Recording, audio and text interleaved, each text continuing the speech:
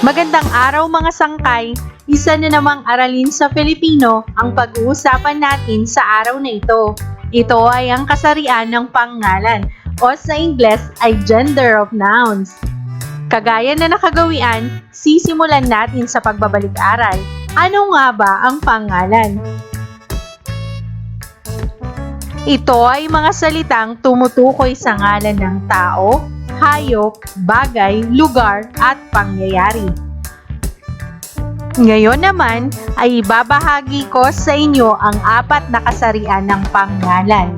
Alam kong nasasabik na kayo, kaya hindi ko na patatagalin pa, iisa-isahin na natin ang mga katangian at halimbawa. Una, pangalang panlalaki. Ikalawa, pangalang pambabae. Ikatlo, di tiyak na pangalan. Ika-4, walang kasarian. Unahin natin ang pangalang panlalaki. Ito ay pangalang nauukol sa ngalan ng lalaki. Tunguhin naman natin ang mga halimbawa na makatutulong sa pagpapalawak ng inyong kaalaman. Sa panlalaki, ang mga halimbawa ay ang mga sumusunod: lolo, nobyo, ginoo, kuya. Ulitin natin: lolo, nobyo, ginoo, kuya. Karagdagang mga halimbawa: ninong, kusinero, manong, tindero. Ulitin natin: ninong, kusinero, manong, tindero. Ang pambabae naman ay tumutukoy sa ngalan ng babae. Narito naman ang mga halimbawa sa pangalang pambabae: ate, ginang, nobya, manang. Nasusundan nyo ba? Sige, ulitin pa natin. Ate, ginang, nobya, manang. Narito pa ang mga karagdagang halimbawa: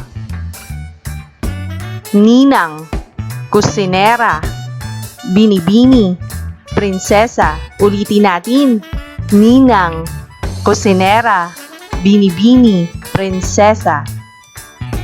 Ang susunod namang kasarian ng pangalan ay ang di tiyak na pangalan. Ito ay tumutukoy sa ngalan ng babae o lalaki. Mga halimbawa: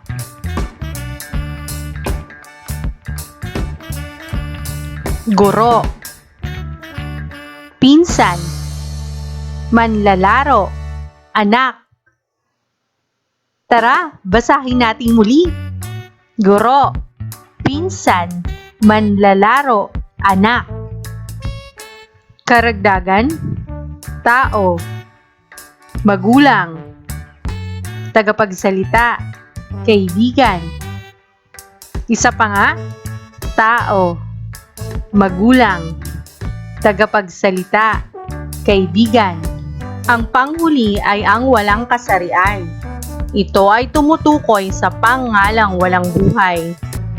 Magbibigay ako ng halimbawa sa tulong ng larawang nakikita ninyo. Iyan ay kwarto ni Ana. Magbabanggit ako ng ilang bagay mula rito bilang halimbawa ng pangalang walang kasarian: abaniko, medalya, upuan, bag. Babanggitin kong muli: abaniko, medalya, upuan, bag. Huwag kayong mag-alala dahil may karagdagan pa: violin, payong, hawla, ilaw. Sabayan niyo ako, basahin natin muli: violin, payong, hawla, ilaw.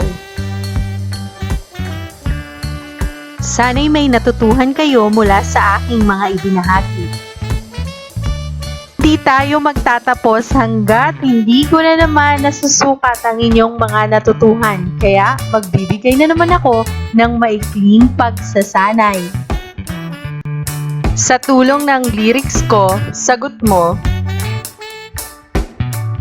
Madali lang gagawin. Sipiin mula sa kanta ang mga pangalan at tukuyin kung ano ang kasarian ng bawat isa. Handa na ba kayo mga sangkay? Alam kong nasasabik na kayo, kaya ito na ang mga linya mula sa kanta ng Six Cycle Mind na Prinsesa.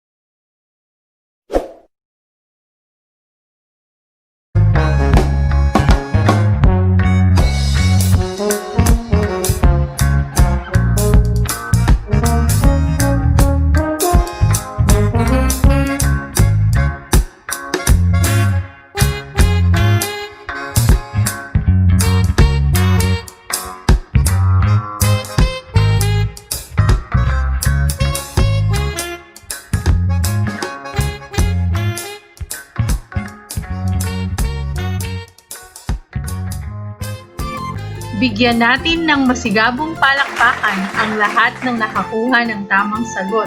Napakahusay mo, Katoto!